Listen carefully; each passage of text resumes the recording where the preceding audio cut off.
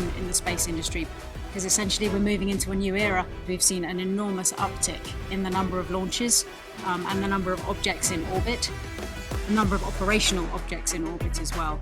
And some of those operators are seeing the need to improve their operations. They have to do maneuvers to avoid themselves and each other. Space situational awareness is overall, it's our understanding of the space environment. It is typically an activity done from ground using optical telescopes and radar, and it is the act of observing, tracking and cataloguing all of the objects in orbit.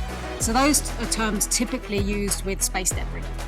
And the tracking element is us trying to understand much more ourselves the objects that are in orbit, how they are behaving, and where they are, essentially.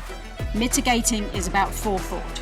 So if we build a spacecraft into orbit, at the end of life we want to be able to mitigate its impact on the environment. And then you can think about deorbiting it or moving it to an orbit that's less used at the end of its life. And all of this is raising awareness of how many objects we have in similar orbits in space, and therefore the need to address the problem. What I find unique about Ascend, and really one of its huge strengths, is its ability to bring in different industries.